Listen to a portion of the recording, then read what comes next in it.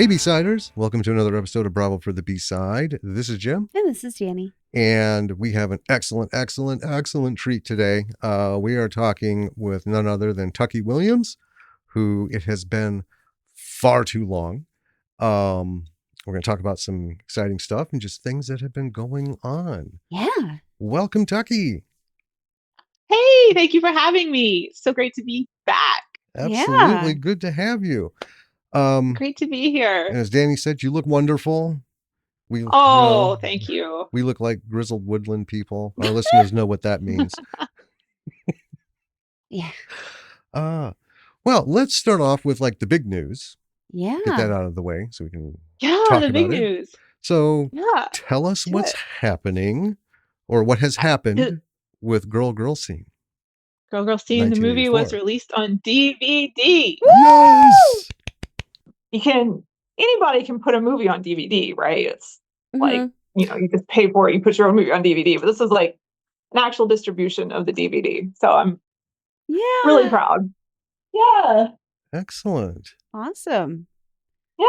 Well, we will certainly talk about that. Yeah. And great. And I don't want to even like discuss it now. Okay. I got distribution like some, stuff. I got like some Dyson on track, and I didn't know if it would make it sound better. So do you want to test it out? Sure. Oh, sure. We can do that. Okay. So you're hearing me talk now, and then I don't even know if it's going to connect. Okay. And this is now. Can you hear me? Okay. It was connecting. All right. Can you hear me? Yeah. We can hear you. Can you hear us? Can you hear me better or? I think it's a little clearer. It's a little clearer. This way? Yeah. You're clearer this way, but it doesn't matter. I might not have to shout as much if I can just, the microphone's right here. So. Oh, there you go. Nice. Yeah. Yeah. Sweet. Nice. Yeah. Well, thank you for coming on. And I was excited to see, that email. Like, oh, yes. Oh, great. Because you have been in the forefront of our minds for a while, which sounds odd because we, don't reach out to folks. But Girl Scene is day after day, week after week, the number one thing on the YouTube channel because we convert this to video. Yeah, I was a long time ago. People were like, "Hey, can you turn your audio into video?" They like listening to podcasts on YouTube before they had podcasting. I do too. I gotta say. So we've been doing that, but Girl Scene, just because of well, that's not what they're looking for, because it would in the beginning, the first year and a half, it was like 1,000 to 1,500 a week. But people coming and hitting it, but you could tell because they were from India, Pakistan, Turkey were the three biggest. They would watch long enough apparently or listen long enough to realize there's no movie here. There's nothing going on. Do you have like a photo on it, or is it just a black screen? Well, for that one, I can look it up. I've changed the format. It might be the interview because we did an interview graphic in the beginning where it would be like your picture, your name, and then stuff. But yeah, it's just a static picture. There's no video or anything. Now it's just the podcast logo for all of them because I'm lazy. But yeah, everyone's searching on that. We were curious because it's just the podcast logo. It's just the podcast logo? Yeah. Okay. Huh. Maybe I came up with it after that, thinking, oh, we're doing interviews. Maybe I should do a different graphic. I don't know. That's a long time ago. I can't remember. I forgot what I was going to say. Oh, so for the video release, or did you at some point Girl Scene 1984? Yeah. Was that an ad? It was the editor and I, we kind of, you guys were a big part of it. You said it was painful to watch, and that had been a thing that I had struggled with in the movie. but I really hadn't put words to it. And then you guys said that, and I was like, oh yeah, that's true. So I made the whole thing look less like an 80s music video and like an actual film, and a lot less blue. So yeah, that was a really good idea you guys had. I made some edits, some changes to it, and also people were getting really confused about the title, so I threw 1984 on there. Okay. People were just really confused. They didn't know. They were just like, "When is this movie set?" And I'm like, "Is that not clear?" So I decided they still don't know when it's set. It's, you know, it says 1984 now, and they're still going, when is this supposed to be set? And I'm just like, I can't help you with anything. If you can't figure that out, I don't know what to say. I mean, that's fair. Yeah. Oh. And how long ago, because Todd didn't say how long ago that was, or how long it's. Like I said, I'm not sure exactly. Oh. But it seems to be very recently. Okay. I would say about a month ago. I think my Instagram post was about a month ago. And nobody can see this, but I have it here. It is an actual DVD. Woo! And yeah, that looks really good. It got a DVD cover. I still have the plastic film on it because this is like a trophy to me. So I don't know what the disc looks like inside. I have no idea. So it might yeah, it might be something really cool. One. But yeah. So and then it has a back to it. Again, I love that back cover. Oh yeah. Yeah, I know. And I didn't design any of this. It was just I don't know who designed it, but they put all this together and they did a great job, and it has a barcode. Like, I just can't believe that somebody thought, well, I just can't believe DVDs are still being made, period. But it's great that somebody thought my movie was worth being put on DVD. Right. And you guys, I'll go ahead and talk about, we were talking a little earlier, and I was completely unaware of this. And my friend actually bought me the DVD. It's for sale different places. One of the places is Amazon. I didn't know it was out yet. He bought it for me. He wrapped it up and he said, I have a present for you. I said, what? And I opened it. And I tore it off, and it's me right there, girl scene. And it was just such a great surprise. Because anybody can put a movie, like, if you make a movie, you can have a DVD company print the movie. Mm-hmm. You pay for it, and the DVD company prints it. Like, you can do that with any movie, like anything. You have a 10-minute short film, you can do it. But this was like, somebody else decided they were going to make a lot of money off this and did it on their own and didn't involve me. They got the rights to it, but they thought it was worth it. Somebody thought it was worth it to put this on DVD, and I'm just so happy and so excited. That is who awesome. Knew? This was definitely not part of the plan. I thought it would go straight to streaming like everything else, and that would be it. Mm-hmm. But I guess not. Well, that's kind of a big thing, because we have, David Ryan Keith, who did Redwood Massacre, I Am Rage, Primal Games, all these great things. He's from Scotland. We talked to him many times. And he has some of the most delightfully nightmarish stories of distribution and working with distributors and trying to get things onto disc.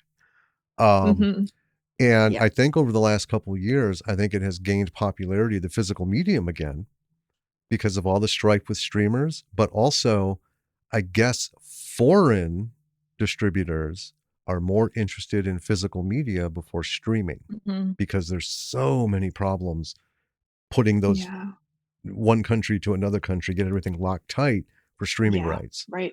So you could be global soon. I'm buying Girl Scene on You're Amazon buying right it, now. great. Are you getting it right now? Right now, yeah. Yes. Oh, you are? Yeah. Really? Oh, thank you. We will open it up and we will send you a picture of the disc. Yes. Oh, great. And what's inside. I have no idea. I have no idea what it looks like. Next time, tell your friend, next time you get something like that, think of it like in the mind of a collector. A collector buys the one that sits on the shelf, and then another one that you tear open and you play with. Oh, okay. Well, I should probably just buy one for myself. Okay, I have it on my dresser every morning where it really is like a trophy. I have it right here every morning where I can get up and see it. It's just so great. It's so hard to make these movies and to go through all the complicated, all the processes, but then to have that as the result. It's like, yes. Yeah, it's like one thing to see it on streaming, and then it's another to like physically hold it in your hands. Right. Well, it is. I just can't believe it. And you put it in, and you're on your own time. You're not, beholden to internet. You're not beholden to commercials or upgrading your package with Amazon so you don't have commercials and stuff. You can just go and do it. One of the saddest things about moving out here to this cabin was we had to pare down a bunch of stuff. We ended up throwing out almost 500 DVDs. We had a nice big collection. And we kept all the really important ones. We kept well, I mean, to me, they were all important, but it came down to, got it. Okay. Yeah. What did you do with them? We put them in boxes out in, because we were in an apartment building. So we took it out to the dumpster area and just set them there. Okay. But I'm sure within a day someone that whole box was gone. Yeah. Oh, okay, good. Yeah. So somebody enjoyed them. Yeah. Yeah, that's kind of how it works. Right. Instead of taking things to well, as long as they didn't get thrown away. Set it out and people do their rounds and they're like, oh, something cool. Yeah, right. Which is cool because it's recycling. So Yes, absolutely. Yeah. Yeah. But that's really exciting. It's funny that it would be a surprise. We're so we don't know anything about making films. We do the writing, and then very surreptitiously through you and all the other people we've talked to, we osmose. Yeah, we get the headaches and the joys and the ebbs and flows, but we don't have to live it. Right. But one thing that has really been like a through line through talking to everybody is the whole distribution thing and trying to get things out there. And once you do get it out there, trying to keep control of it. Because our friend David, his movie Redwood Massacre, this was in 2012 in Germany. He still hasn't gotten paid for anything, and also he didn't. Yeah. He lost he lost the creative rights to it or something somehow. But they actually re-edited the entire movie, and he said it's unwatchable. But that's what they decided to do over there. So it's funny that you're like, oh, someone showed you that this happened. I think I wouldn't have expected that because they make it sound like such a horrible wrestling match to even get it out there. Yeah. For anyone or anything, especially physical media. I think the key to it is you're making a movie for an audience and you have to know exactly what your audience is, so who you're making it for. And you have to make something that people are going to be interested in watching. For all the talk about making a labor of love, great, good for you. But if you want something that's going to be seen by people, you really have to know who it's being made for, and you have to know that there are going to be people who are interested in watching it. Yeah. Mm-hmm. Yeah, we're running. I get so many. I'm sorry. I get so many screenplays solicitations from people, and I usually can't read them. But they're all terrible. Nobody knows how to write. But aside from that, it's stuff that it's like it apparently means a lot to them. It'll be something like a World War II drama, and I'm going, first question, what's the audience for this? And it's I never talk to them, but that's the thing I wish I could say is I want to say, who's the audience for this? And I know they don't have an answer for that at all. And that has to be your first question. Who's going to watch this, and why are they going to watch it over and over and over and over again? Yeah. Yeah.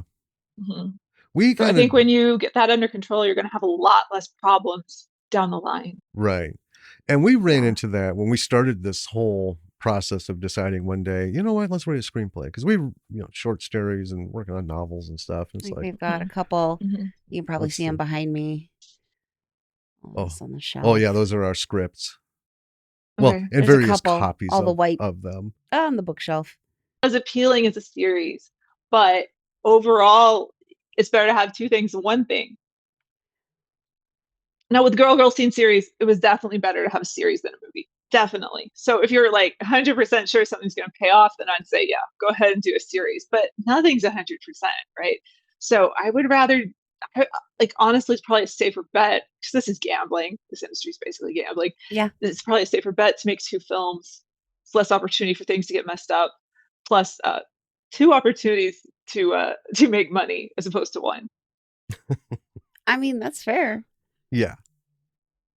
And even then, technically, for a series, this has to be 3 episodes. Technically, you could split the movie up into 3 episodes and then sell it as a series that way. Yeah.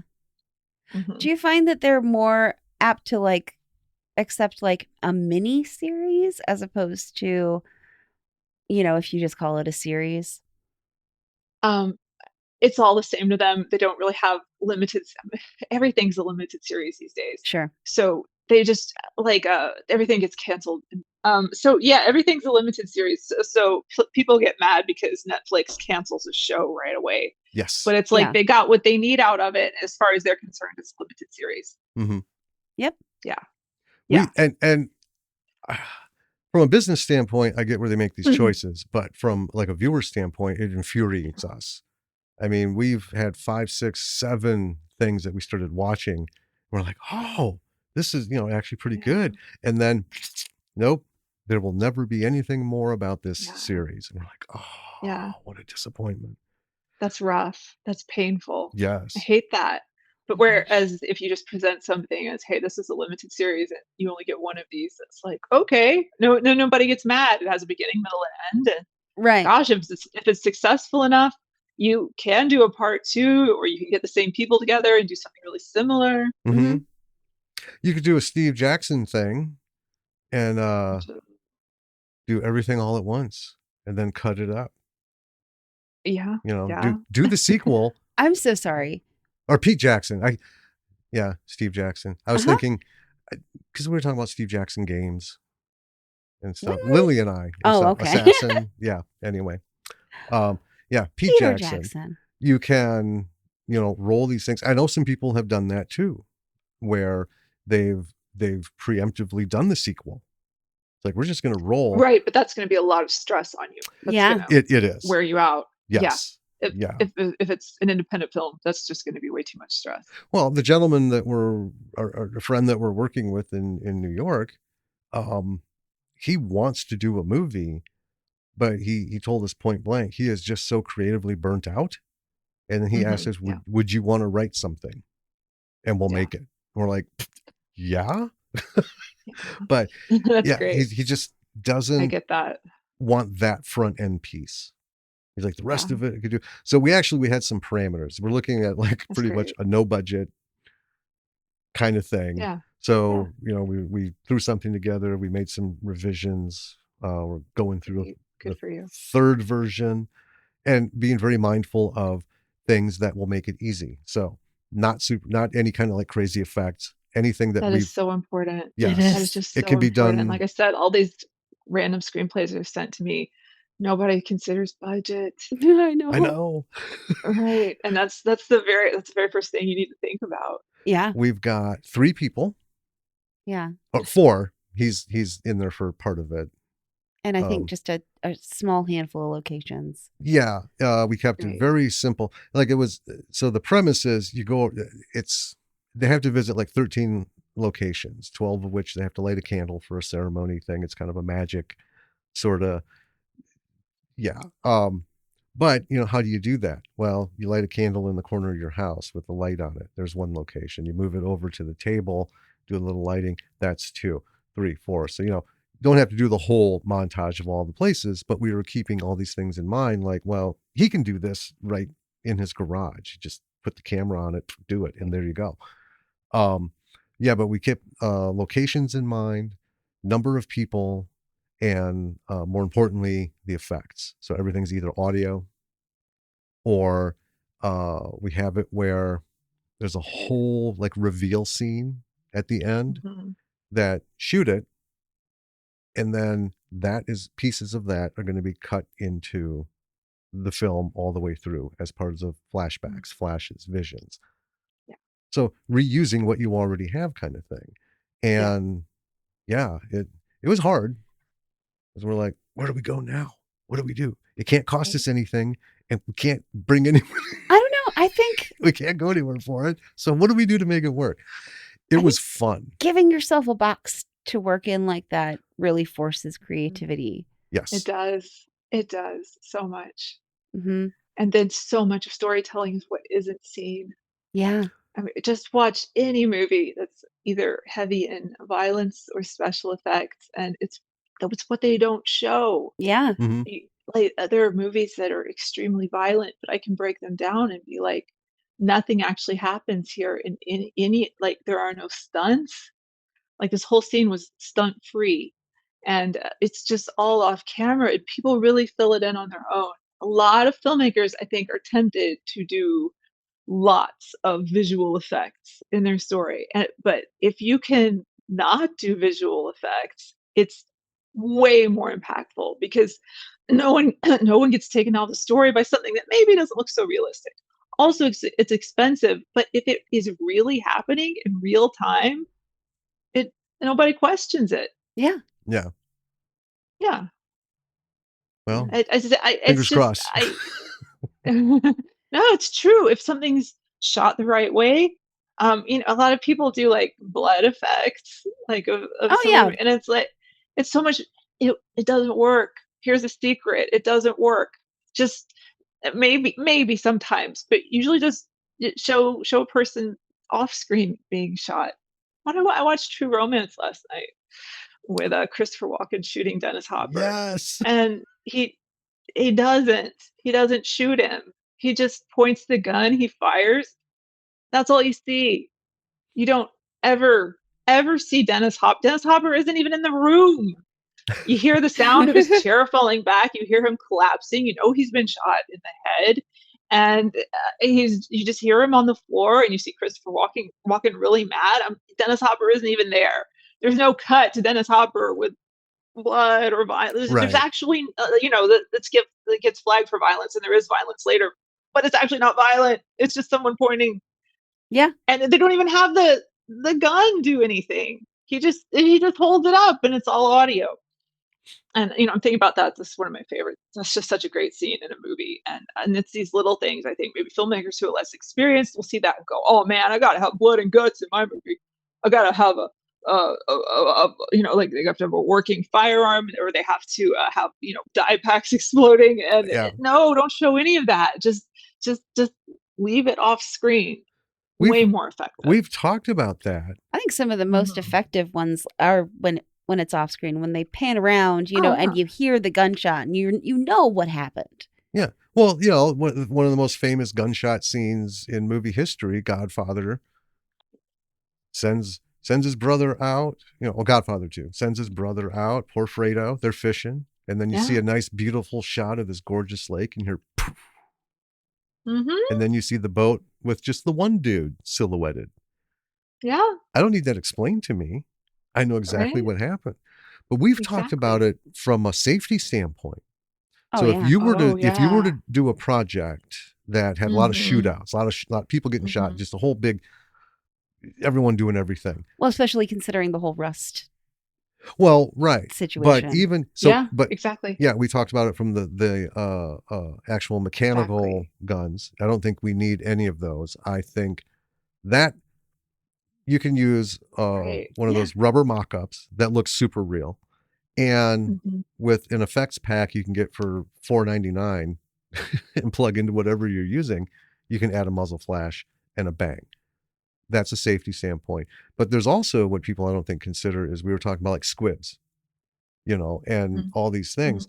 They're dangerous. They're dangerous. People have broken ribs because they didn't have an explosives expert is what these folks are, to get the right amount of shielding between you or it and you, and either like no shielding or too thin or too much bang. And is it worth it to do that when you can digitally do it if it's done right? And we've seen some stuff that's actually they've gotten really good at it. I'm talking like on the $500 budget level, where they get a hold of stuff and it looks fantastic. Not like it used to, where it was just kind of like a thing on the screen that you couldn't move. Kind of thing. thing. All that stuff with the squibs should be reserved for stunt performers, because there are stunt performers who can act. Get them to do it. That's their job. But to have a regular actor in that position is just horrible. Right. Well, and stunt people know the questions to ask when they're getting something set up. They have an education in that. Yeah. They went to school for it. Yeah. And actors like, well, I'm game and I understand what you want from me, but he doesn't know how to ask the right specific questions also, to make sure things are working are made of different. Some people are made of different stuff. Yes. They're like, no, they're like, I'm serious. They're like solid, like you can hit them and they don't move. Their chemistry is actually different. Their body chemistry, like, you could actually just punch one of them and they'd giggle. I'm talking about the men and the women. Yes. So they're in a much better position. I I think just of the Ninja Warriors, like, Yeah. yes. they're so much tougher. They'll slam into walls, horrible things happen. They just keep going. Yeah. So some people are just have a better constitution than others. I couldn't So do it. Yeah, they're tough. They're tough people. If you actually have felt them, I mean, felt them. It's just I'm grabbing my forearm right now. It doesn't feel like a regular forearm. It's just pure muscle with skin over it. And Mhm. I'm talking about of all shapes. Like, as one girl I know, her forearm was tiny. She was tiny, but if you felt it, it was just like rock. just Like, her solid. forearm, you could, like, do your finger and your thumb around it and go from the elbow to the wrist and, Oh my not gosh. break your finger. Right, but if you felt it, it was complete it was yeah, it was like rock with skin around it. You're going, "Oh my god. This is just a different kind of person." Now I'm feeling my arms and they're just like super soft. Right. Right. It feels like a human arm. Yeah. Yeah, just Right. yeah. Oh, Yeah. bumped my mic. But I mean, like, yeah, no, it's just like granite marble with That's skin over it. crazy. Yeah. So you briefly mentioned Hmm. something you're working on now. That's a Yeah. Well, I mean, it's one of those things, it's in pre-production, so I don't exactly wanna jinx it. But Oh, sure. yeah, got it. I have a Woo! little Yep. thing going. Yeah, Cool. finally. Cool. Yeah. Well, that's exciting. Yeah. It's always fun It to have is. something to like put your creative juices into. Oh, exactly. Oh, yeah. Exa Well, so we took 2 years off from the podcast because we Right. just Yeah. because life, we just all this stuff, and I was like, Life, "Okay, yes. gotta" You had to move to the woods. We did, yeah. yeah. We had to move Um, to nowhere. and that was, an adjustment and a half. Yeah. Oh, man. I've never been the steward of 30 acres of wild woodlands before, so Wow. kinda went into it blind. Um, Yeah. you know, and I did it old school. My forest maintenance kit is a backpack, a machete, a hand axe, and a hat. And I tackled trails and trimmings and everything with that for the first year Gosh. and then part of the second. And then I realized chainsaws and stuff were meant for people like me because I'm not 20 years old anymore. This is Yeah. ridiculous. Yeah. Yeah. um, But in that time, while we're just like getting all the stuff together and refocusing, retooling, it it was like an ill sensation. Like you kind of wake up and you just kind of feel ill and you don't know Oh, what it is. But yeah. it was because we weren't doing this. We weren't doing any writing. Oh, We weren't okay. doing this whole kind of sphere of things that we love. And so finally I'm like, okay, we're ready now. Let's get back into this. And then we started, Yeah. doing the writing again and working with other people and doing this. And it's just like, oh, I feel alive because it is Yeah. wonderful Yeah. to be The doing dopamine. It something. is. Yes. Mhm. Yes. Yeah. And when you're, someone like you or like us, a creative, you can't not be doing something. Right. Not to any good You're Because exactly effect. right. then you start to die inside. Yeah. Yeah, you do. You do, absolutely. And, I just think as soon as I started going on this, I just started feeling amazing. Yeah. I started feeling like myself again. Yeah. So, yeah, Oh, it's a that's great so feeling. great. Yeah, I can't right. wait to see what it is.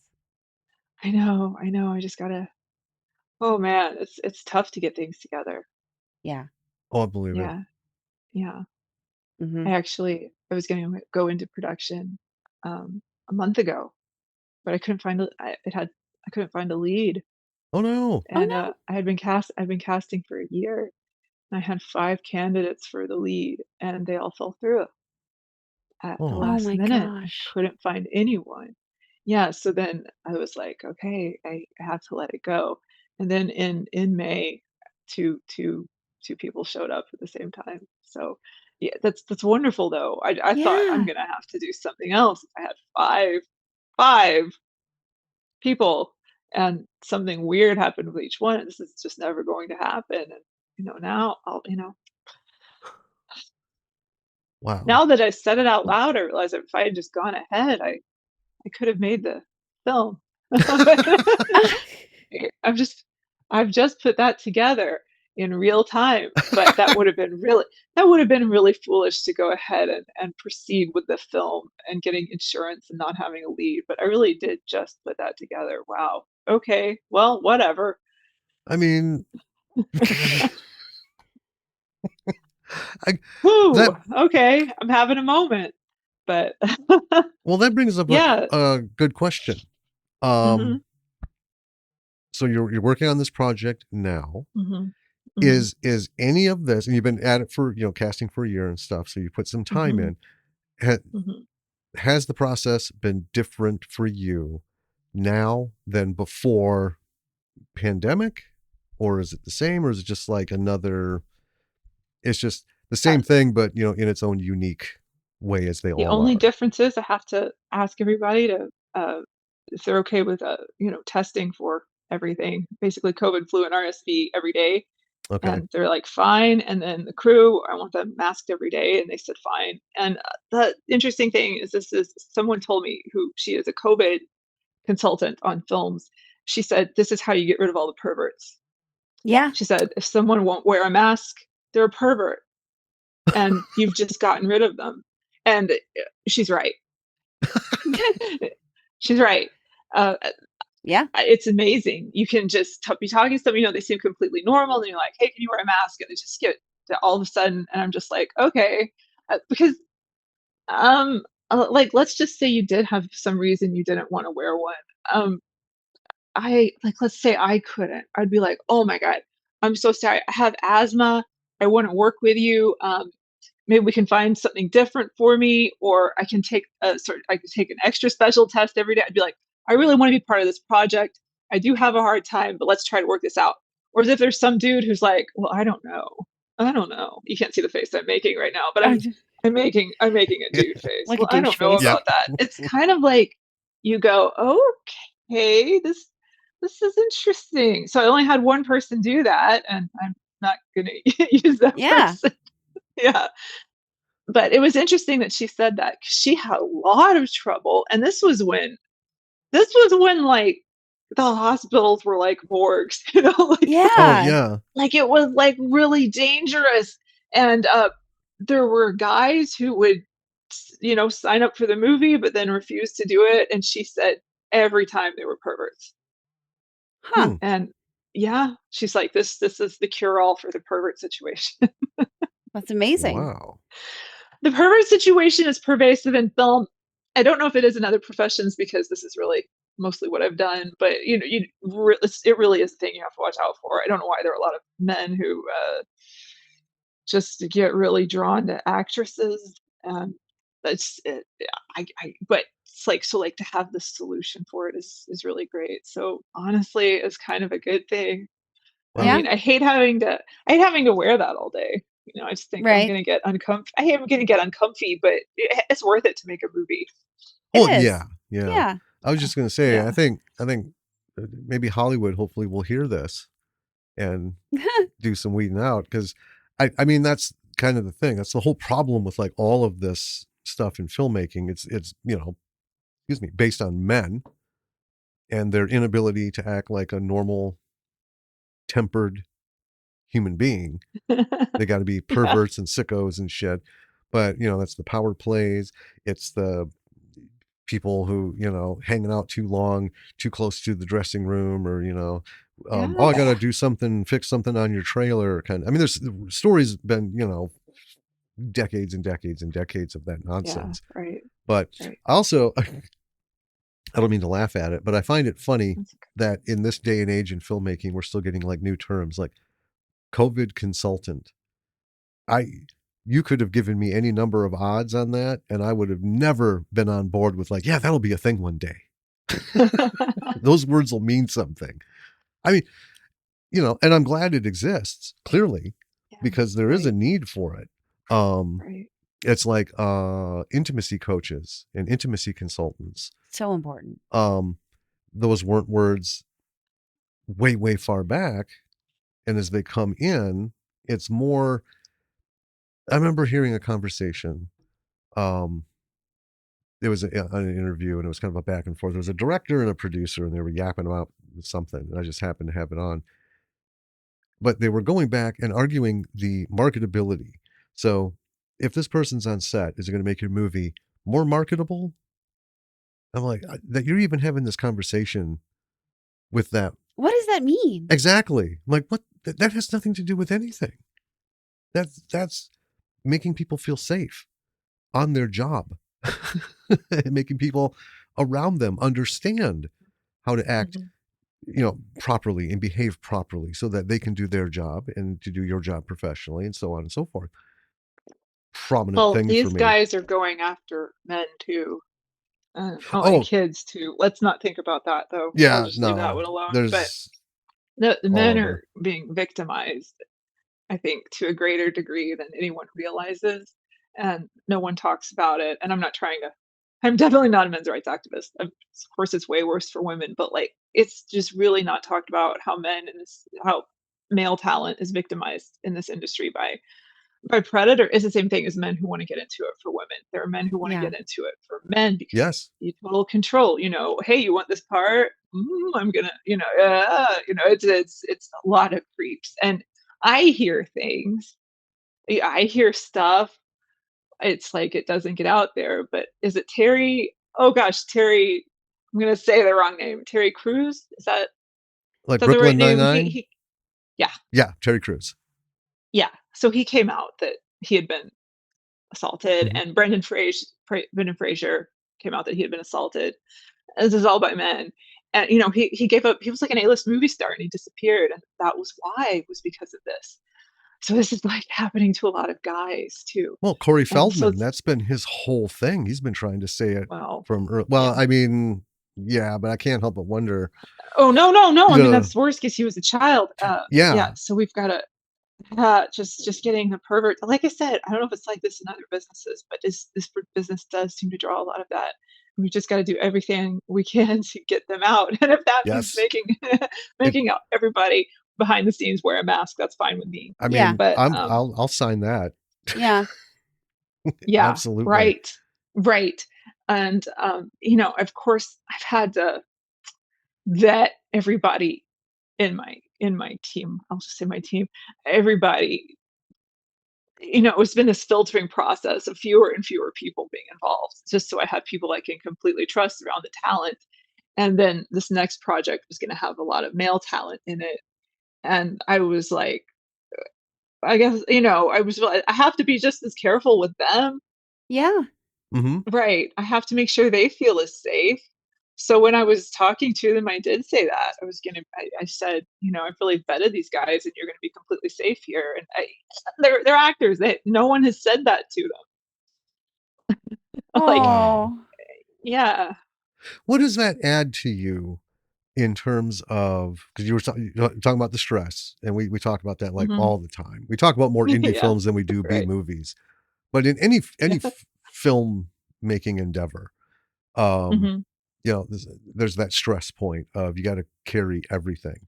But now, especially when you go smaller in indie film, in tiny productions, what does that?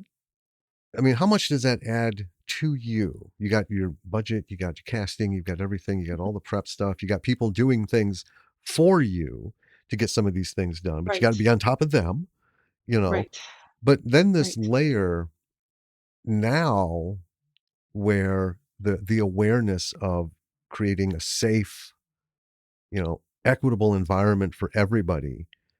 And I was just curious, what does that feel like, when... Okay, that's the easy part, because if someone fucks up, they're gone, and I don't think about it. Well, okay. That's it. There's just, I love that. They're just gone. The thing is, once you have that attitude, people don't act up. Nice. Okay. I like that. It's amazing, but if there's anybody questionable, once you have that attitude, it just doesn't happen anymore. Excellent. And the thing is, if it were to happen, it's like that person's gone. There's no conversation. I can't say too much. There's no conversation to be no, had. Yeah, no, we're not like digging. I was just I curious think because no. I want to tell this story. I'm just trying to think of a way to tell it and not. But it did involve a guy bothering another guy, an adult man bothering another adult man, and it was pretty clear that this actually had happened. I mean, it was in writing. There just wasn't any doubt about it, and it was just that was it. I never spoke to that other guy ever again. It was just that was it. Yeah, just go. Excellent. No discussion. No discussion at all. He just never heard from me again. I wish everyone had that attitude. Right? If only. One day, one generation will be like, you people had to put up with that? Well, I think there's room for like someone to go, wait, this actually didn't happen. And I think you have to be prepared for that. God, who knows what can go on? But if it's a situation where it's pretty clear. First off, if there's a situation, you stop it. You stop everything. You separate. You make it so everybody's okay. But if it's pretty clear, like no, there's no discussion to be had. I would have thought in a world of creatives, we have imagination. We have all this stuff going for us. We have this very different view of the world than what we like to call the normals. Why this couldn't have been sorted out a long time ago, from a logical standpoint. Now, I know the answer to my own question, and I will say it because it's just the truth. Men have been in charge for the longest time and still are in so many things. And there's just a whole bucket of shit that goes with that I'm not going to speak on behalf of men. I'm not going to apologize for these losers, but Jesus Christ, something's got to happen. A shot? A little gene testing or something? We can fix this fucking problem. I think I read on Twitter that it's the bottom decile that messes everything up for everybody else. So it's like the bottom 10% of men are fucking it up for all men. Oh yeah. Yeah. I would say it's even less than that. I would say it's like 2 to 5% of men are just fucking up the reputations of all men. Now there's something to be said for like, why aren't other men doing anything about it? I won't get into that, but and why aren't women doing anything about it too? And nobody's speaking up, and people just tend to side with the perpetrator. It just seems to be like a genetic to the species. It's to side with the perpetrator. I don't know what the hell's going on. But this is definitely like the bottom 2% of men are messing this up for everybody. And I did want to say about the situation I mentioned earlier, this was a straight man bothering a straight man. And I know there's so many straight dudes who are going to hear this and go, well, he couldn't be straight if he were bothering a man. That's not how it works. It's usually straight men bothering men. In terms of like pervs who bother people, like the ratio is the same as the ratio of the population. Yeah. So it's about the perv. When it comes to pervs, no matter who they're going after, 90% of them are straight, 10% aren't. So it's the same. So I have to make that abundantly clear. This was a very straight man. But I just wanted to put that out there. Well, you just never know where it's coming from. It's honestly, the last person I would have thought would have caused any kind of trouble, but you just can't. You just got to move on to the next thing. Yeah. And this guy, I honestly don't think he would have bothered a lady. I don't think he would have bothered anyone else. But I don't think he would have been a problem for anybody. But he can't even do the one thing. People use okay, gosh, I'm getting off topic, but they use the word toxic masculinity. If you want to be against toxic masculinity, that if you don't like that word, that's fine with me. I've never heard anybody actually know what that phrase means. Anybody who's like upset about the use of that word, who can give me the definition of that is correct. So I'll watch YouTube videos where they talk about toxic masculinity. They have no idea what that means. Oh yeah. Oh, like Yeah. And I'm like, dude, you don't know what that means. And it's like, if you're really going to go on this trip, go on a trip about toxic femininity, throw that in there too. It's like nobody, like that phrase does not single out men. It's doing the opposite. It's picking out, like I said, it's picking out the bottom decile and calling them out. Toxic masculinity is about, hey, 90% of men are being put into a horrible position because we've got this like 10%, probably less, who are weird. But the toxic masculinity is saying that this tiny, tiny group of men are messing it up for all men. That's generally what it means. It's more specific than that. But it's actually like super pro man when you address toxic masculinity, right? And you know, and like everybody hears that, and they hear that as someone saying masculinity is toxic, and it's like, no, we're saying it's not toxic. We're saying toxic people are toxic, and that other people are getting accused of being toxic because of these certain people. Yeah. It's like no, masculinity is fine. We're talking about the crazy people. Like that's what we're talking about. Yeah. And toxic masculinity is like the shadow that falls on them that, you know, like not all of them are casting. Right? Yes. I know. Like 2 to 5% at the most are messing it up for everyone. Yeah. Of course, women, I feel like it's 80% of women messing it up for all women. It's true. But there is such a thing as toxic femininity. It's like that the bottom decile, like it's like it's like the reverse when it comes to women and toxic femininity. I know. I wish the people who are upset about that term would go off on toxic femininity, because that would mean they were starting to understand stuff. But yeah, that's like my deal. I'll watch a video on toxic masculinity and I watch the whole thing and I'm like, you don't even, dude, you didn't even know what that means. Yeah. Well, and that's part of the problem is all the terms. Everyone's throwing out terms. And I've seen videos too where they'll be talking to some young women about things that are going on, and they'll, you know, that's misogynistic, and the guy will be like, well, okay, what how is that misogynistic? And then it's just dead silence. Yeah. It's like, well, I'm going to use the word, but I don't know what it means. I don't know how to qualify my statement with an example. Lots of people know words that they don't know what they mean. Oh, I know. And that's kind of like our like the Can I say one? Can I say one? Yeah. Please. Capitalism. Oh my God. Nobody knows what that means. I know. No, because like I went to college, right? And I studied capitalism. And like the people who are like saying capitalism is the root of all evil, it's like, no, corrupt capitalism is the root of all evil. Like, oh, I agree with you, dude. But like, and I was like, why are they all saying capital? Like, maybe if that's like your ethos, okay, fine. Why is like everybody on this one side of the political spectrum is saying capitalism is evil? And I was like, they don't have a working definition of it. So, I mean, like, listen, if you actually think capitalism is evil, that is so fucking cool with me. Like, I get it. If you're a communist and you don't like capitalism, oh my God, yeah, I'm on your side. I'm just saying, like, the majority of people who are talking about it really don't know what it means. I mean, and a lot I think of people that's don't detrimental understand. to the cause. We're in we're in end stage capitalism right now, right? It's a cycle, kind of like democracy is a cycle. And okay, no, I'm following you. Yeah, right. And it doesn't look so good in the end stages. Kind of the way that like democracy doesn't look so good in the end stages. It's all these like philosophical ideas that are theoretically perfect.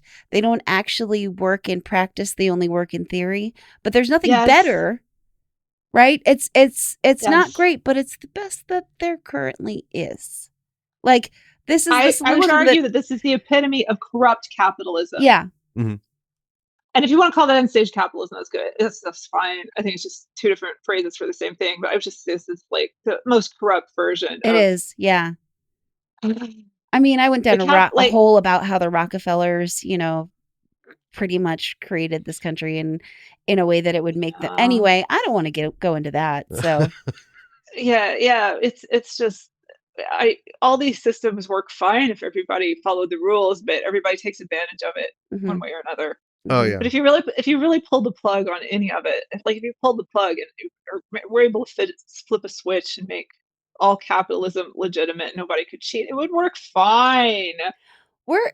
If you could do it like that, and if you could do it like that, right? Yeah, and then have 100% compliance and know anything, but no that's cheating. Yeah. There's a whole lot of philosophical stuff I could get into. I get in my rants. But like you were just talking about words, and I'm just saying it's fine if somebody wants to be against capitalism. But again, in all the videos I watch people don't know what it means. Know what it is that you're speaking. That's our biggest rule for our daughter.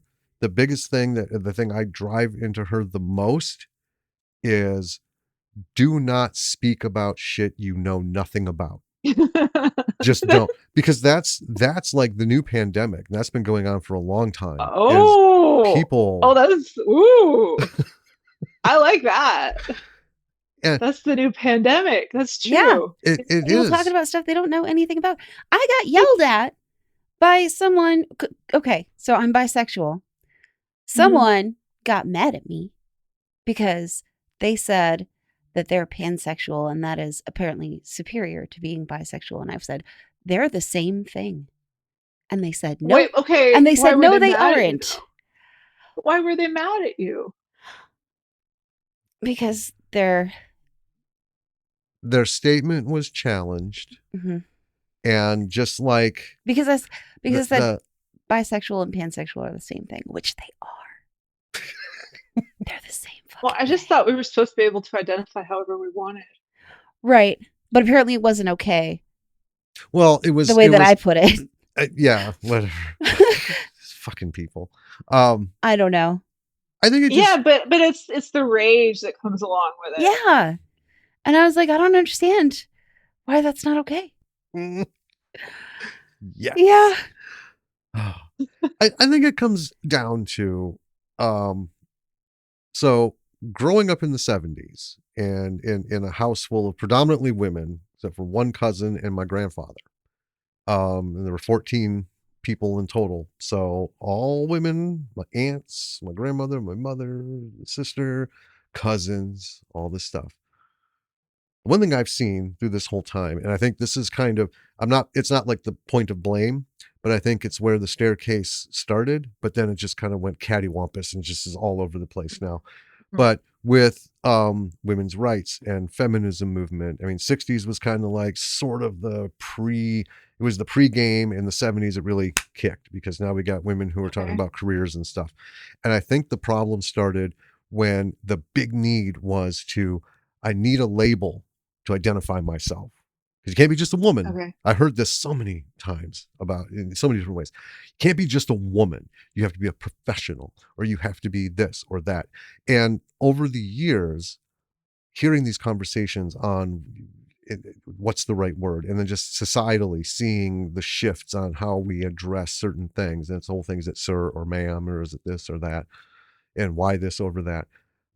And I think it just kind of spun out of control to a point where self-identification is important. We all want to know who we are. But I think the importance of sitting here and having you look at me through the screen to be able to identify me exactly how I want you to, all the little nooks and crannies and everything. Yeah. I think the people who feel like that have been done a disservice by like all of us as a whole, the people who drilled it into them and those of us who haven't like figured out how to correct it. But all these terms, is it pansexual, bisexual, homosexual, trisexual, this sexual, that sexual? How about I'm a mammal and I have sex? That's really as far as we need to go with this. I think that's even further than you need to go, honestly. Well, I'm just saying that's how I'm going to identify myself, right? But I have been, approached by gay men. I'm not insulted. I'm not flustered. I don't give a shit. I feel bad. Right. I have to say, look, dude, I'm just not interested in that avenue. That's all, and that's it. That's the end of the conversation. But somewhere in there, it becomes an assault on that person's identity. And I think that's where we start getting the hostility. And I don't think gay men are like that. I don't think gay men take. Oh, no. Yeah. If a gay man went to Texas and hit on a guy in a bar, that guy's going to lose his shit. Right? Because there's a whole thing, and it's pockets of culture. He's just being approached as offensive to him. Well, yeah, and it hurts their identity. Like, I'm not manly enough. I'm not He-Man enough. I'm not Superman enough. This and that. It comes from a misunderstanding. Well, I think it just comes from too much importance on all that bullshit. Like, we're trying to get Lily to, step out into the world. Like, don't give two shits about anyone thinks about you, whether they think you're good or bad, because it doesn't fucking matter. Because nobody in this world means anything to you except yourself. And then beyond you, well, you find people who are, nice to you. So you don't have to put up with a bunch of bullshit. Find your people. But outside of you, nothing else matters. So feel like how you want to feel and be unassailable in that. You are who you are. And fuck everybody else. I'm, when she was littler, I was a big man, right?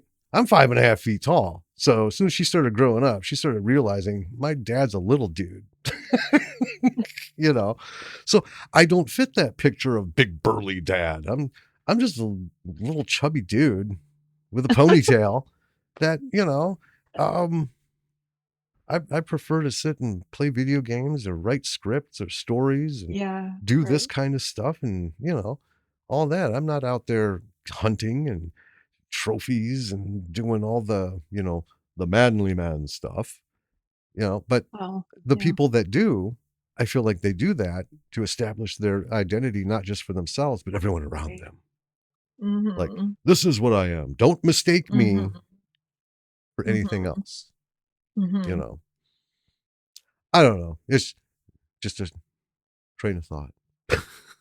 Yeah. With all this stuff. That's really good though. I just talked to someone who just said she said just that to me, and that reminded me. So that's good. She said, just be you. Just know who you are, and don't let anything else get in there. Yeah. Like, have that be it. You know who you are. That's it. Yeah. Don't just let other people do whatever they want. You know who you are. Yeah, exactly. Yeah. Well, let's steer this conversation back towards film. Sure. Okay. This would make an I'm gonna get excellent. into so much trouble. This is good. But I feel no. like my message was that we all need to be kind to one another. Yeah. Don't be creepy. Don't be cruel. Don't don't be judgmental. Just you're doing your thing. You want to be treated, and just be respectful. Yeah. That's a lesson we learned in kindergarten, right? Like, right. It didn't go well in my kindergarten, but it's different place, different era. Yeah, right. But yeah, film. Or what have you seen lately, Tucky? Like mainstream stuff that you've enjoyed? Oh, dude, Project Hail Mary. Yes, thank you. I think that's the best movie I've seen in 10 years. It's incredible, isn't it? The book was very good Gone too. Girl, Project Hail Mary. That's it. Yeah. That's I know, yeah. Amazing. I couldn't believe that movie. And I'm not going to say anything about it, but it does have the best ending I've seen in the movie. Oh yeah. Maybe ever. No, I'm not saying it's one of the best movies isn't ever. It? What I'm saying is that had an ending, and so many movies these days actually don't have endings. Right. I think I know what you're talking about.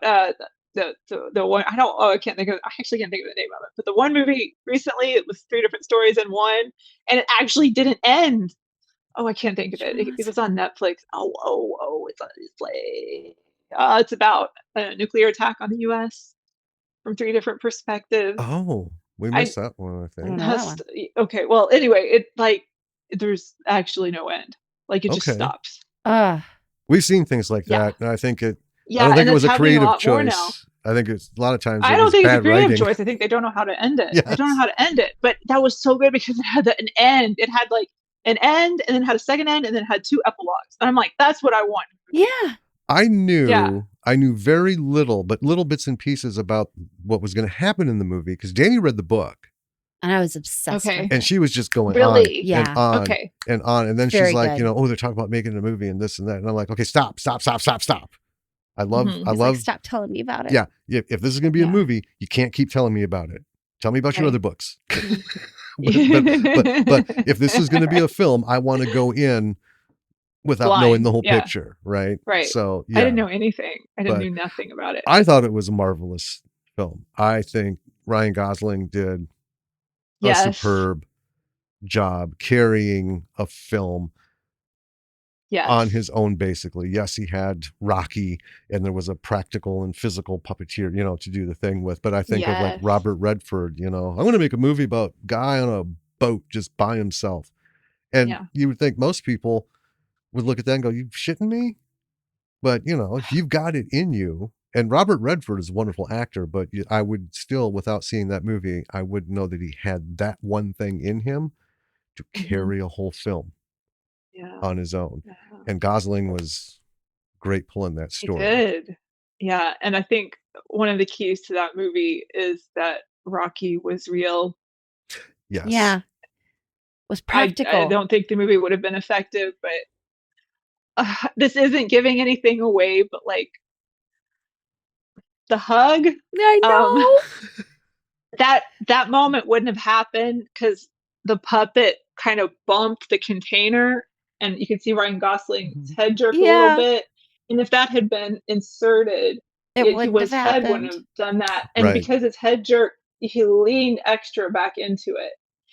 And it was those little moments that only come about when you have a real object there. Yeah. Yes. And I'm so much about having puppets and real objects. I just think puppets are the best to have practical effects. And, and when they couldn't use a puppet, they had, it was animatronic, but it was still there. Yeah. It was a real thing. Now I can watch it. I could tell, again, I can't say much.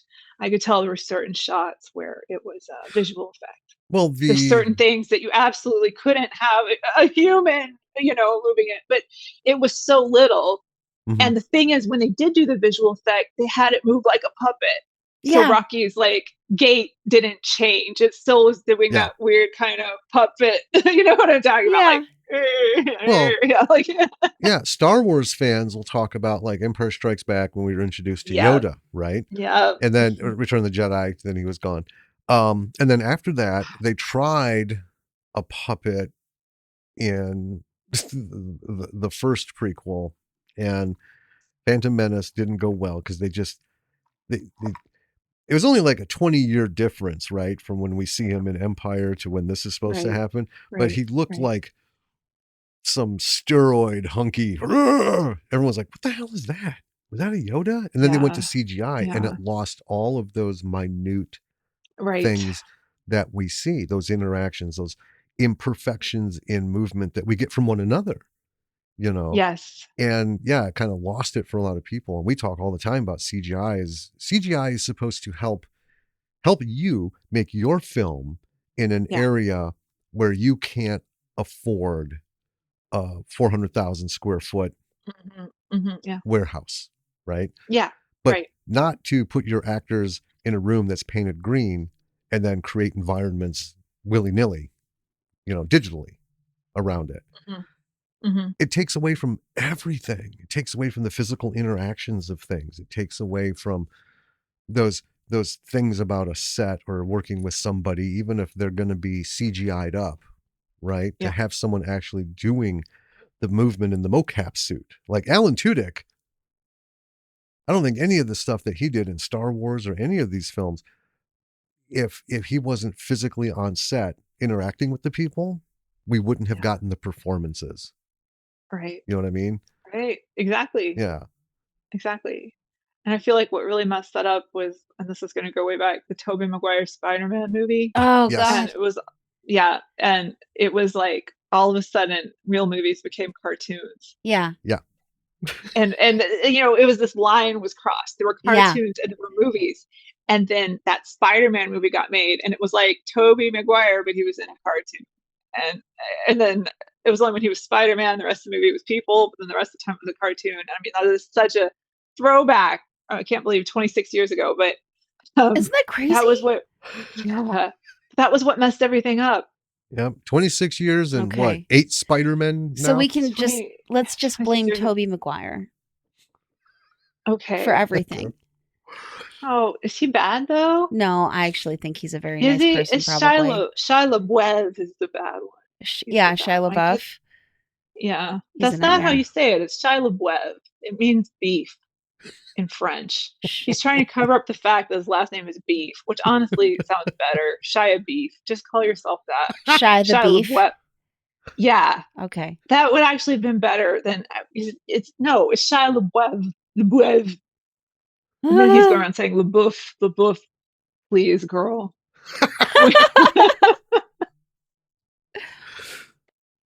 No, as far as I'm aware, Tobey Maguire is a very nice person. I don't know anything that. Okay. I might be wrong, but I haven't heard anything. I think he's nice. Elijah Wood. Yeah, I mean, Andrew Garfield, I think, was. We all know Elijah Wood's a little bit of a weirdo, but that doesn't mean he's a bad person. Well, he's a weirdo in a good way. He's a nerd, like he loves. He big, loves those dorky nerd. Yeah, those weird ass parts. Weird stuff like Danny Radcliffe. Like, as I say, Danny Radcliffe. He does some of the oddest bits and stuff. Danny Radcliffe's a weirdo too. Yeah, Guns Akimbo, I think, is my absolute favorite film that he's done. Swiss Army Man was good. Guns Akimbo is wild as shit.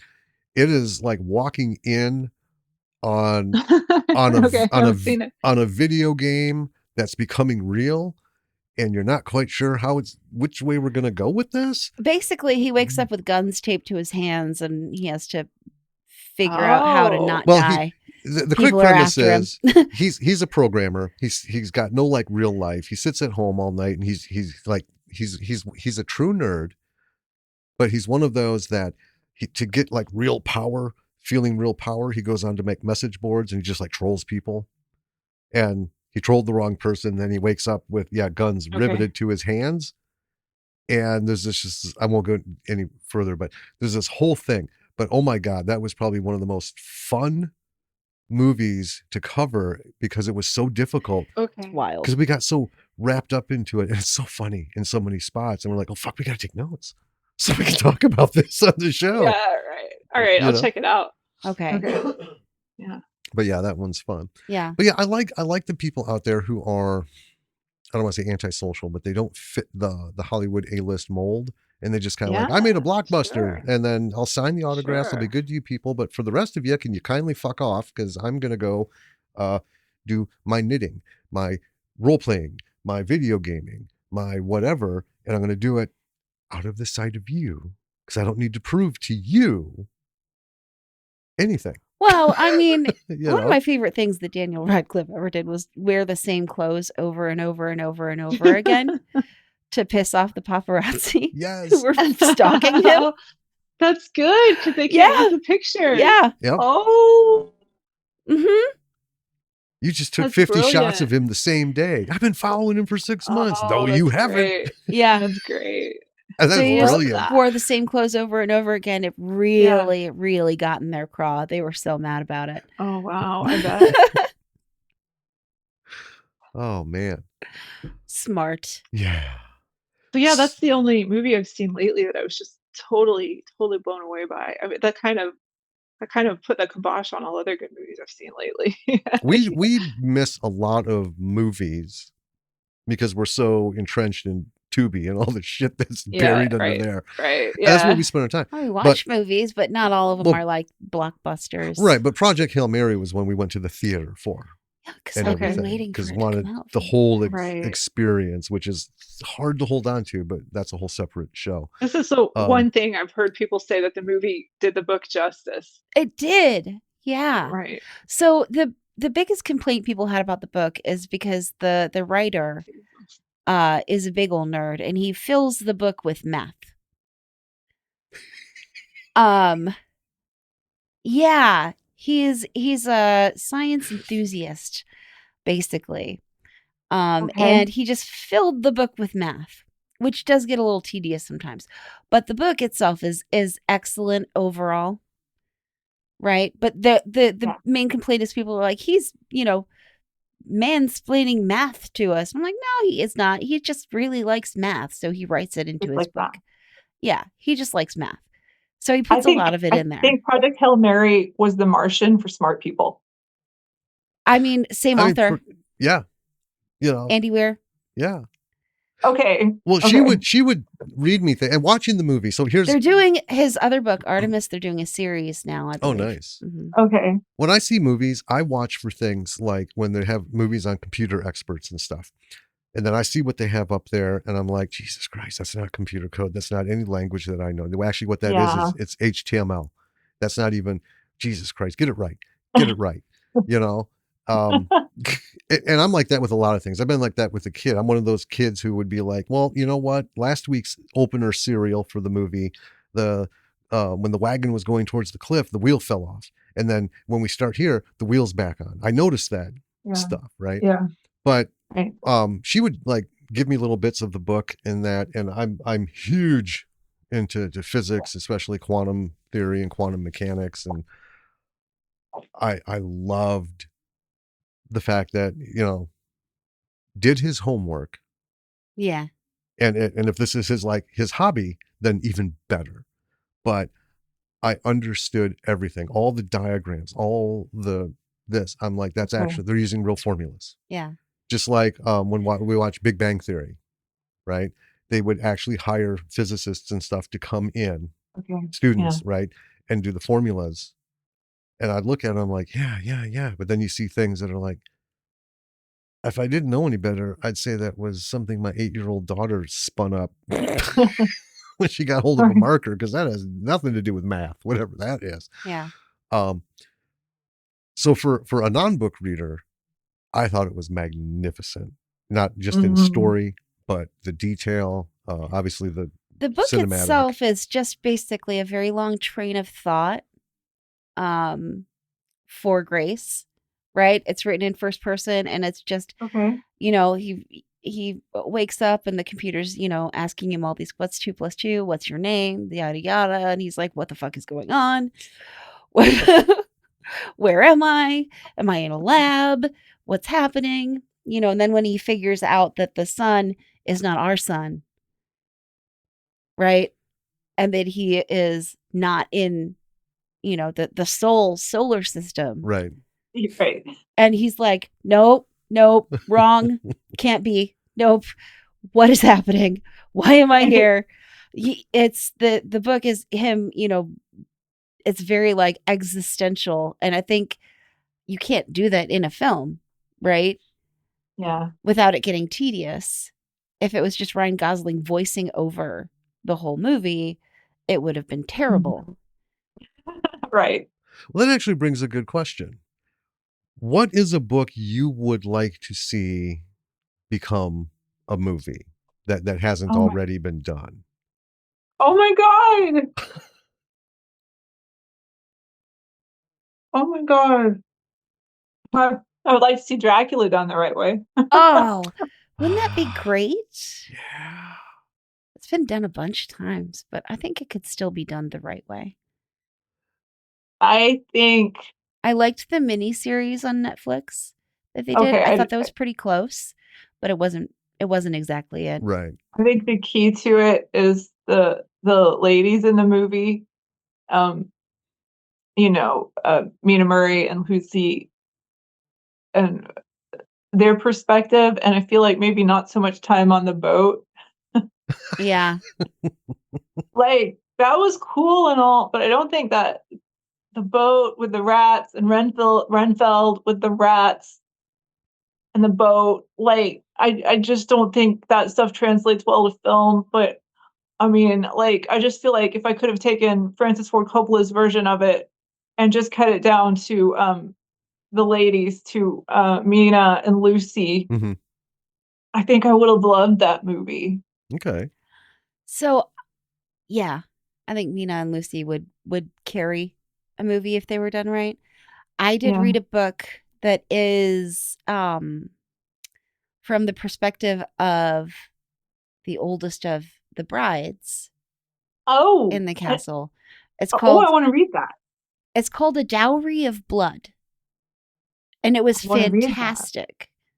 Okay. Yeah, very dark, gothic, you know. All right, that sounds great. Yeah. Yeah. Yeah. It's on Kindle Unlimited, so I don't know if you have Kindle Unlimited, but it's on there. I don't, but that's okay. I read book. I like to read the paper books. Oh, sure. Yeah. Yeah. But yeah, look, it's called A Dowry of Blood. It's great. Okay. Yeah, I think the female characters were written really well in that book, and you know, how often does that happen? And yet when it gets adapted, it focuses on the men, and I think they're good characters, but I think they're less interesting. They're not, though, because Jonathan Harker was an idiot.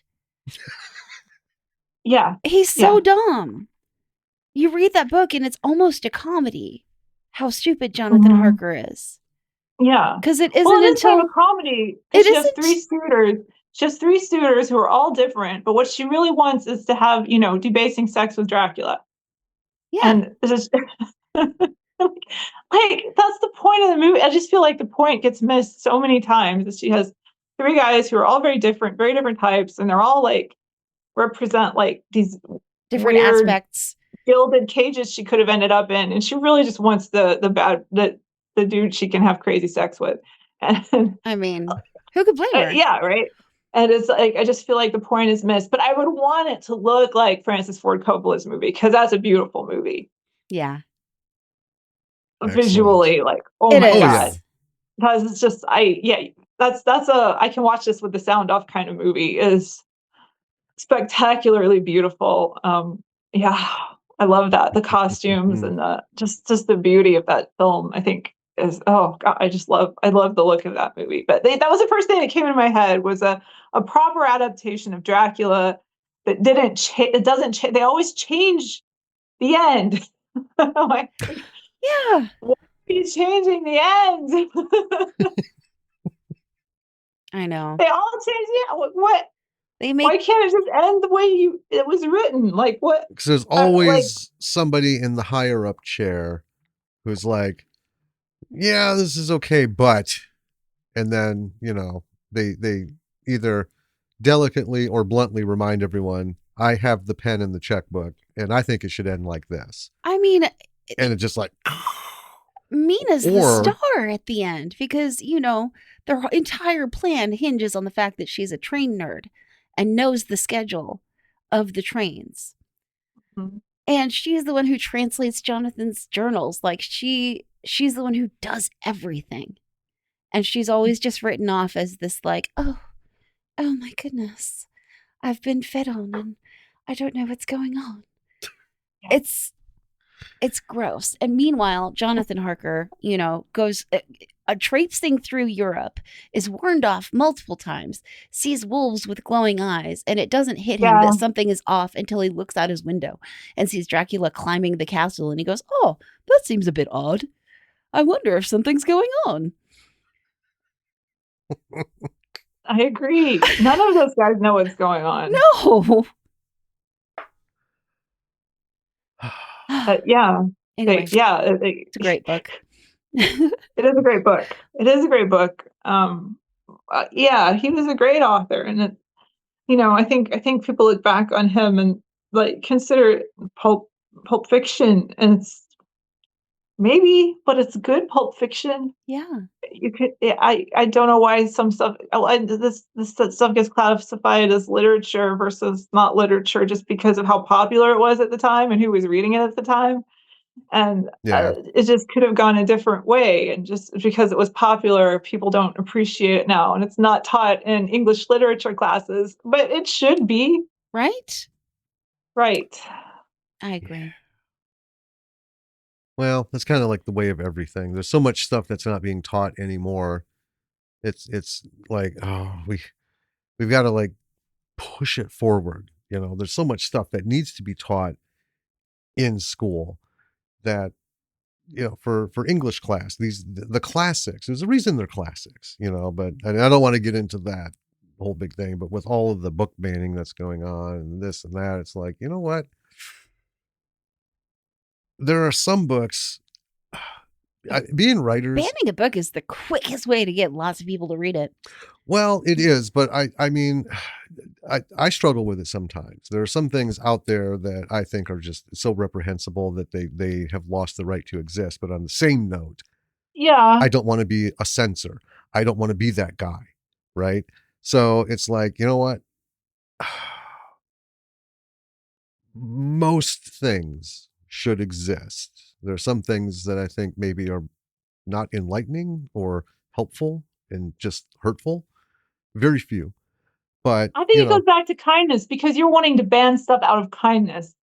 And maybe that's worthy of discussion, but there's some people who want to ban stuff because Jesus. And like, that's it. Yeah. Or a certain word. Or I want to ban this because white people. Yeah. And, like they banned Roots in Tennessee. Like, what? That is wild. That's crazy. Now, if you wanted to say, I think this is too violent for children to read. Yeah. Like, I would still be like, okay, well, let's talk about that. Let's talk about why I disagree with you. But if you had a pure heart and you said this is too violent for children to read, I would care about your feelings. But they're banning it because it hurts white people's feelings. Yeah, that doesn't seem right. That's not the point. That is the point. I would like to see us that's kind of the point of it. I mean, like, yeah. Right. I mean, how we've always judged it as it's not age-specific material that we would decide whether or not Lily could watch it. Mm-hmm. It was, does she have the capacity to understand what's going on? Or more importantly, would we be able to explain this to her? Because she's going to have questions about why this, why that. Yeah. Is she going to be able to understand our explanation? Because we have always maintained that we always talk to her like she was a little adult. Yeah. We didn't use kiddie terms. We didn't, they just go over there and do that. No, but I also didn't say, you out of your fucking mind. Not until she's, well, now I do because she's a teenager. But if a book is such that the concept, or a film, anything, I mean, movies suffer the same thing. If any piece of art is challenging, I'm for that. That's the point. Yeah, I don't mind being challenged. What I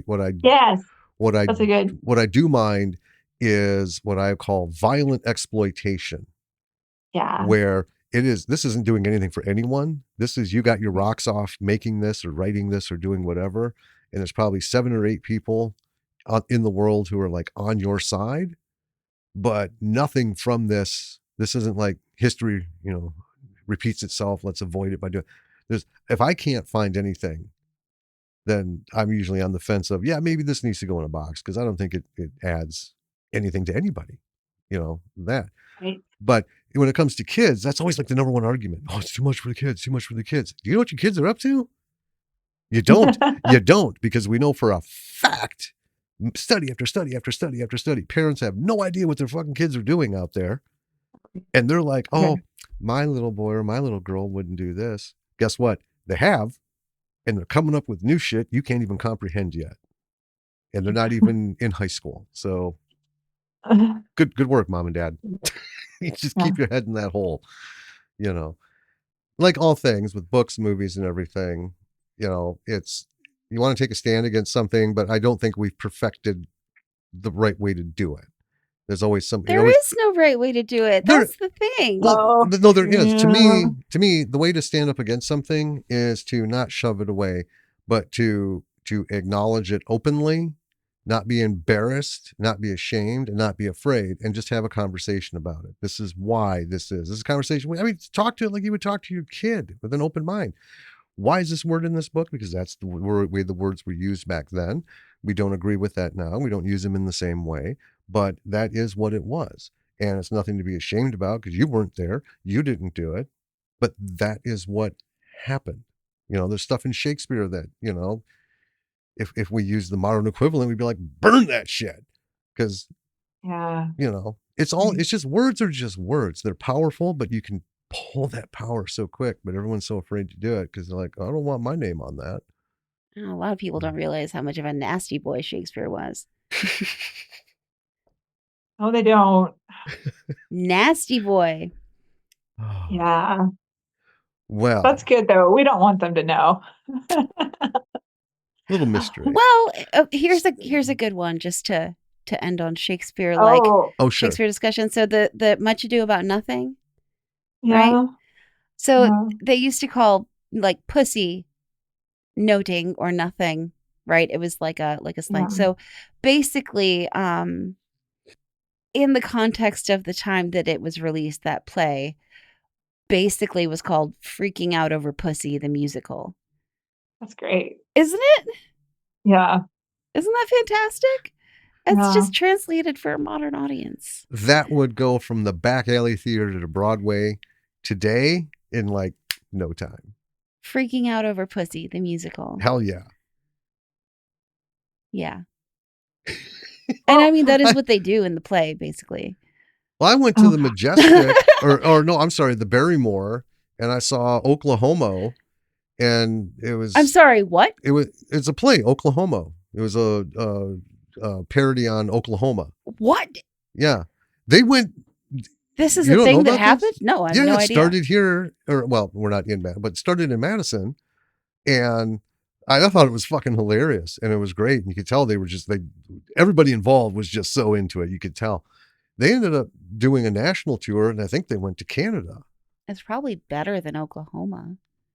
Oklahoma's got its issues, and they pointed them all out. But that was so much fun. I was like, God, yes. It was great. But that kind of stuff. Don't be sorry. Stand behind your work, and they did.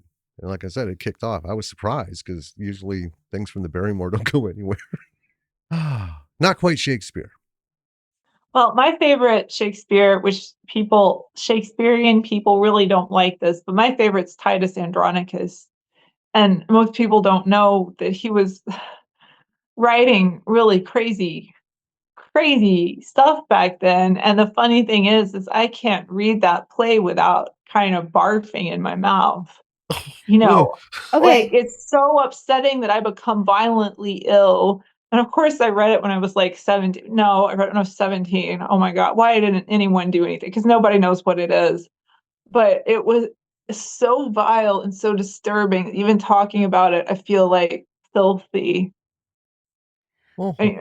I that's one of the few I haven't read, but I am going through all of his plays and like listening and reading alphabetically. Order. So Titus Andronicus is like toward the end. I'm in the H's now. Maybe read the summary of that one first. Okay, so I just finished Coriolanus, and that one is one of the worst ones. I mean, it's not vile, but it's just the whole story is like Guy is such a prick that no one can stand him. The end. That's the whole story. Pretty much, yeah. It's crazy. But I'll read the summary of Titus Andronicus. Just read the summary when you get to that one. Okay. She might not. I have read lots of them, but that is when I haven't. On this one. Okay. I've had so many Shakespeare scholars be like, "What's wrong with you? It's Hamlet." Well, Hamlet's my second favorite. Hamlet's good. Yeah. It's everybody's favorite, though. Come on. Everybody picks Hamlet or Macbeth. And I'm just like, oh, come on, be creative. And I just read and watched Hamnet, which, is gorgeous. Yeah? Gorgeous. Very good. Glad to see it. So I read the book Hamnet, and then we just saw it, a couple nights ago. Yeah. Beautiful. Beautifully done. So I don't know if you know, it's about his Shakespeare's son Hamnet, who died during the Black Plague. Right. Yeah. And then he came out with the play Hamlet, which those names were like interchangeable at that time. Yeah. Mm-hmm. Well, Jessie Buckley helped bring that home. Yeah. Because it's mostly her on screen. She is so good. Because we saw the week before that, we saw The Bride. And she stars in The Bride also. With her and Christian Bale, the new take on Frankenstein. Mm-hmm. Is that good? It is excellent. It's fun. Okay. I have issues. Sort of like Bonnie and Clyde Frankenstein situation. Okay, here's why I liked it so much. I'm really down on all the reinventing of the classic monsters and stories like Dracula, Frankenstein, all that, because it's like you're just going for some weird shit. You're not doing anything constructive. This one, we always see Frankenstein as retelling of like the actual period when it was supposed to take place, or like Frankenstein's army, like it's now all of a sudden today. But this takes place in the 20s. It's a whole chapter. Not chapter, but period of the monster's life, right? That we never knew anything about. So what would Frankenstein's monster be like in the 1920s? Especially like in England and with speakeasies and stuff and prohibition will come in this way and that way in the States and that, what's going on and what's he been up to this whole time? it's not like a comedy approach, but it is very, very, to me, very well done. It gives me a side of the Frankenstein monster. Okay. I've only ever had to like imagine, and the way the bride comes about is, I think, the most intelligent introduction of the concept, because it's not, Okay. Boris Karloff, and then some guy. I really love the Jacob Elordi. That one was very good as well. That one. Yeah. Yeah. That one was very good. This one is different. Way different. Okay. Way but different. It's still fun. Okay. Yeah. It's good. And it's Jessie Buckley's at that too. So it's like she's just like bang, bang, bang, bang. All right. Yeah. So those are two that are really good. Really good. Yeah. Okay. Yeah. I'll watch. No, because I have HBO, so I've seen it on there. I was just like, yeah, so I can watch it for free. Yeah. Excellent. Yeah. Well, ending on I know Shakespeare and classic monsters. I never had this much time go by so fast. I know. I'm looking at the clock. I'm like, oh my God, we have to like how did that happen? That'll be a long episode. So we have Tucky Williams, who has Girl Scene 1984 out on DVD. Go get it, folks. Best Buy, other places, physically. Yeah, Amazon. We bought it while recording on Amazon, so go get it. Check out our episode on it. We covered Girl Scene. I think we covered Dagger Kiss, the movie. Yeah. And 19 Girl Scene. It was a lot of fun. Oh yeah. I mean, it was so. I mean, I remember the thing talking about it is we enjoyed watching it because I'm like, this is like so 80s. This the shots and everything, and we just love stuff like that. And folks, you're going to love it as well. If you haven't already seen these things, go see them. Buy this thing. All the streamers. I don't even put that stuff in the liner notes anymore because it changes so quickly. I would do that. Right, like this could be found on Tubi 3 weeks later. It's nowhere to be found. Well, they have a thing that if you search for it, if you search for a movie, it lists everywhere you can watch it. Yeah. Now. Yeah. But when you put it in show notes, that shit's sealed in stone forever. So it's like, you're wrong. Right. Yes, and I am wrong forever. Yeah. So, do you have any plugs you want to pop in here? Your website or I just watch my stuff, please.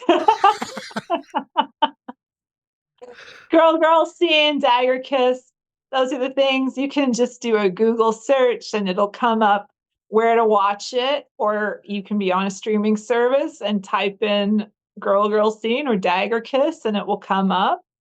And you can just press play and then it'll be there. Boom. We'll have them mentioned in the notes as well. So people will be able to visually be reminded to go look for stuff.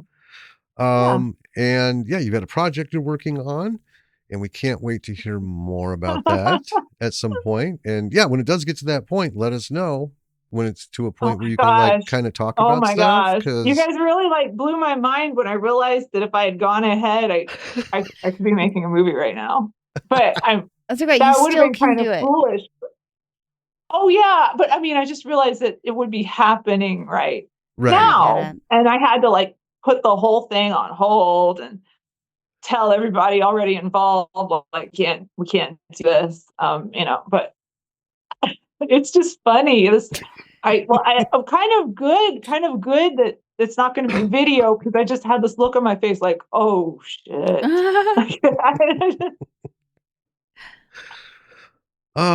So B-siders, watch all the stuff. Tucky Williams is fantastic. Her work is fantastic, and we've waited too long to have this, and as a result, we have this long episode, which is I know. Just I fine. really think constantly about you guys. I know I know how that might sound, but I always wonder what you're up to because I've been on your show twice. Yes.